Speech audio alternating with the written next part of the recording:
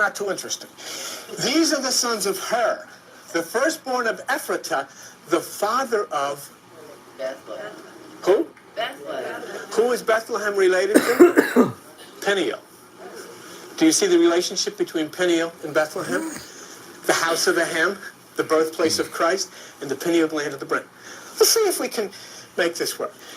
The place of Christ's birth is Bethlehem. That's the birthplace. No problem with that. Okay. Now, if you read this, you'll find out that his father is called Ephratah. And the word Ephratah means fruitful. So the fruitful gives birth, okay, to the place of Christ's birth with Bethlehem. But fruitful also gives birth to somebody else in this little paragraph, Hur. Okay? And Hur means whole of the viper. It is the serpent. It is the kundalini, which can save you or blow your brains out, whichever way you look at it. Okay? But this is interesting. This is the serpent. This is the kundalini. But if it's the kundalini, it has to be a female serpent because that energy that goes up your spine is feminine. Now, isn't that interesting that Hur, the kundalini female serpent, is related to Peniel? In fact, they're brothers. Or are they brother and sister? And that's what's interesting. Because if you'll turn to page 31 of the new material that you got today, watch this one. You ready for this? This is really neat. You see the word viper? Which is her? You see the word viper, the serpent? Go all the way over to the right and about the fourth line down, and you see to give birth. You see that? Okay, now what I want you to do is look up Hur, H-U-R, and the Arabic meaning of the word Hur. Okay? If you look there, it says Hur, so forth. Look down the third line. From Arabic, Hur, of Hura, the dark-eyed woman. But the dark-eyed woman from what? Look at number 2. One of the beautiful virgins of the Quranic paradise. The virgin, feminine aspect of the spine. But this is what blows you away. She is one of the dark-eyed woman of the Quranic paradise. And if you look down, and the next one you find the Quranic is an adjective for the Quran. She is Islam. And she is the dark-eyed woman who is the sister of Peniel, who produces Bethlehem, the place of the Ham, the place of the birth of the one you call Jesus. The dark-eyed woman. Bill, just explain what you meant by kundalini. If, like anything else, kundalini, which is, you see, a lot of people that see that word kundalini, that's a Hindu thing. I'm not interested in that. Kundalini says that the serpentine, female serpentine energy rises in the serpentine way up the spine, impacts the pineal gland of the brain, and throws open the right hemisphere of the brain. There's a lot of Christian people have trouble when you hear about that, and I can understand that. But the reason they have trouble with it is because they don't ever read this book that they carry under their arm. If you open the Bible and you look on page 1005 in the book of Revelation, page 1005 in the book of Revelation, you come to Revelation chapter 5. And in Revelation chapter 5, if you look at verse 1, it describes the same thing. It says, and I saw on the right hand, which is the right hemisphere of the brain, of him that sat on the throne, which is the higher consciousness, a book written within, which is within you, and on the backside, which is your spine, sealed with 7 seals. Oh, that's it. Okay, so it's in the Bible. So it's not a strange thing. But here, then, you have this dark-eyed woman producing this relationship with with Peniel, and then producing Bethlehem. So Bethlehem is related to Peniel, and they are both related to the dark-eyed virgin woman who is of the Quran. So you got everybody involved here. And so now you can see also that they're all connected with the RAM, which is the random access memory of the hippocampus, and now you know why the high holy day of Islam is Ramadan. And look, it's not the first time you're hearing about a female in Islam. Do you know there was a beautiful girl, and she was of Islam, and when she died, there was people that said they saw her appear, and they saw her walking about, and it became a very holy shrine, and it was in Portugal, where the Muslims actually controlled that part of the world until the Crusades, when they were driven out by the Christians. But the one that they saw was in a place called Portugal called Fatima, named after Muhammad's daughter. Fatima. And the Muslims used to make pilgrimages to see the Lady of Fatima. They still do. But the Muslims don't go there anymore. The Christians go there. But it's still called the Lady of Fatima. Only they've named her Mary. Okay. So anyhow, we find then the coming together of all of these things inside of the brain where there are no religions or things separated like that. Now, what do we have? And what did we do? I showed you in the Bible that the pineal gland of the brain, the single eye, the face of God, comes from her who is the serpent, the female serpent, the dark-eyed woman. The dark-eyed woman who is the serpent Kundalini and who is the sister of pineal, which produces Bethlehem, the place of Christ's birth inside of you, the house of the hem, the place that you touch when you meditate and that energy rises up your spine. And I showed it to you. And you have the documentation. And you have medical documentation and scientific documentation. And you have the documentation of all of these prestigious books such as Grolier's and so forth and so on, defining all of these words. I couldn't make any of this stuff up. But now I come to this place. I've told you, yes, sir. It's pretty, I don't know, it's thinking in my head. It kind of explains, no, come on, man. Come on, man. It kind of explains the deal with Christ being born without conception. Yes. Not a mortal thing. No. Yes, by a virgin. Is that right? That's right. Yeah, you're right on the button. That's fine. That's fine. Because, hey, at least you were paying attention. I mean, the rest of these people didn't catch that. And you got it all right. That's right.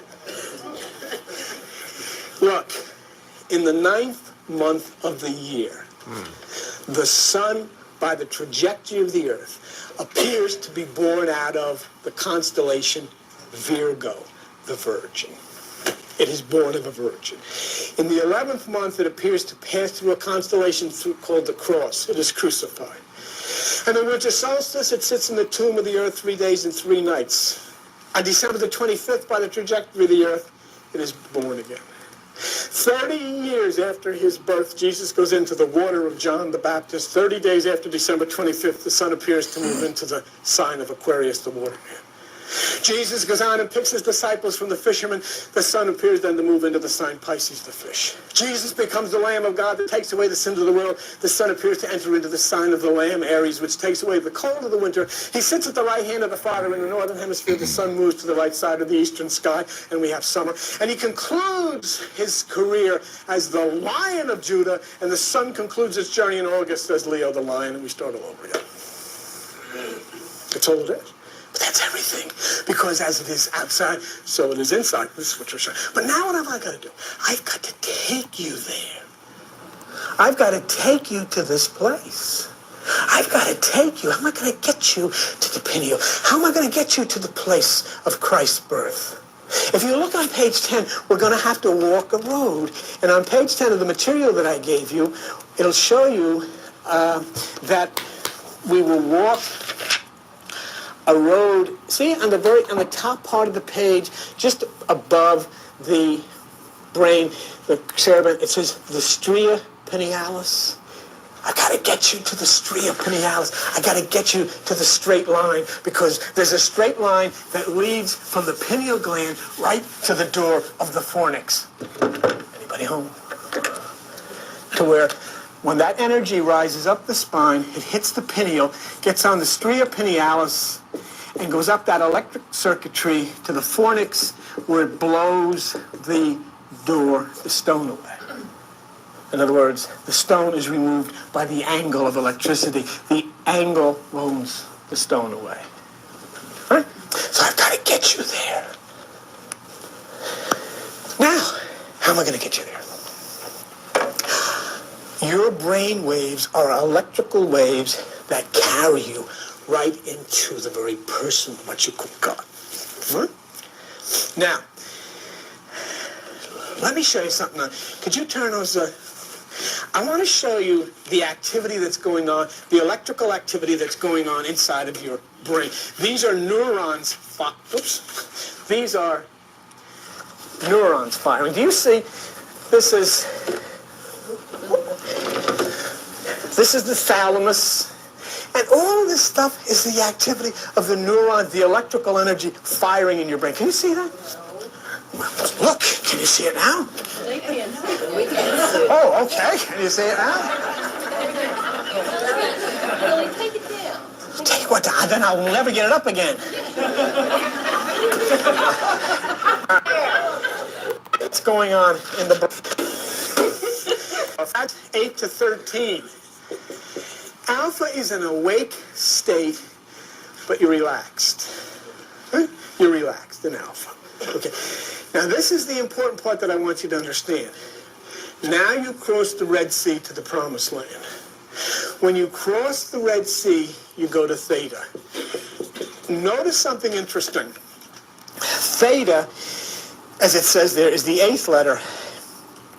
It is the symbol for angle, the 8th atom. And if you look in what I've got written in there, Luke 2:21, when 8 days were accomplished, the child was circumcised. On the 8th day, the coagulation of the blood is stronger, tell me if I'm right, than any other day that you were born. On the 8th day. That's why they circumcised on the 8th day. But this here is coordinated with that, because theta is the 8th, and this is where you cut away the flesh. This is where you have the circumcision of the heart. You have now moved from out of the mind to that which is the God mind, to the God consciousness, to the nothingness. You enter into theta. Leviticus 9, on the 8th day, they took the ram and burned the ram. Leviticus 12:3, circumcised the flesh. Leviticus 23:36, on the 8th day, a solemn convocation. And this is the good one. 1 Kings chapter 6, verse 38. The temple, this, you got to see it. Go to page 297, all right? 1 Kings chapter 6. We're talking about the completion of this energy that is the brain, the separation from these thoughts that are the brain thoughts. The healing process is going to take place now, because what happens? We have completed, and in the 11th year of the month, Bull, which is the 8th month, the house was finished. And how long did it take? He was 7 years in building it. Do you see it? The 7 of the 7 chakra, the 8th, which is the theta, which is the 8th. And there we get into it. So you're cut away. And now you move into the black hole of meditation. When you go into a deep sleep, and sometimes you wake up, you don't even know where you are. That happens to me sometimes. I start walking the wrong way to the bathroom, and I get off, I don't know where I am, and all this kind of stuff. When you arrive at that point deep into the recesses of the brain, you arrive at delta. And I've always told you this, my friends. Delta is ready when you are. Delta, the gentle rolling delta waves, will take you directly to the place. Now look at, how do I know this? Well, look, let me show you something first. Don't go any further. Don't go any further. But can you see the wall down there? I want to show you something. All right. Can you see? Can't see. Can you see? This is when you're awake. These are beta waves. This is when you're stressed. This here is your little drowsy, you're going into meditation. These are alpha waves. These here are called random, fast, low voltage REM sleep waves. This is when you're kind of freaking out, but you're asleep. Okay, and you went through that. These are theta waves. This is when you're starting to move. These are called sleep spindles, where you'll have an integration of regular REM waves or regular awake waves when you're sleeping, and people are tossing and turning and all that kind of business. And then I want to show you, these are delta waves. You ride these waves into the arms of, be a martyr, into the arms of the dark-eyed woman, into the arms of God. Okay? Turn the light on. Now, this is what's interesting. I started this whole thing an hour ago. We talked about the pineal gland. We talked about the fornix. And remember I told you that the fornix is the place where Amen dwells. The fornix is the place where the stone is. If you'll stay with me, and if you will come to page 33,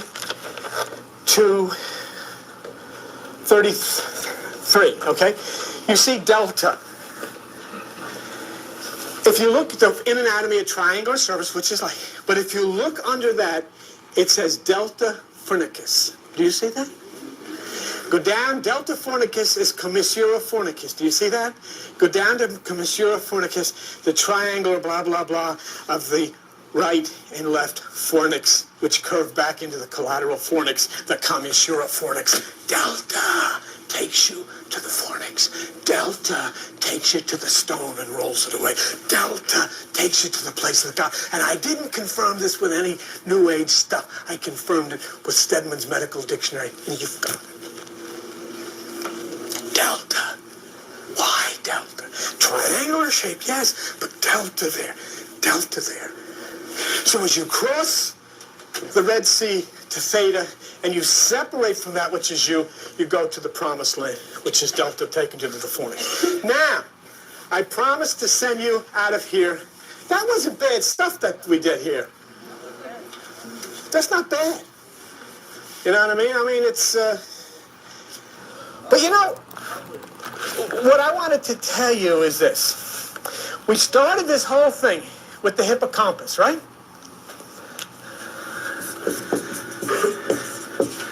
Now stay with me because I'm done here. And, you know, we started this whole thing with the hippocampus.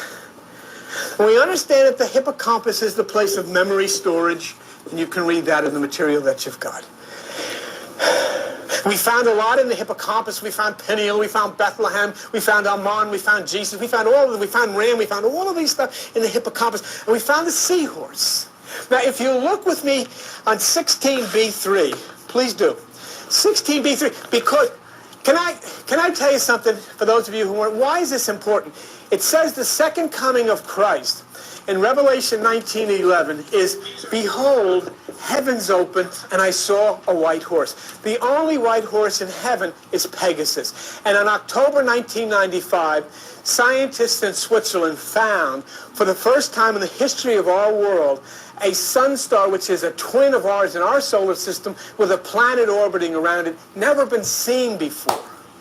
Okay?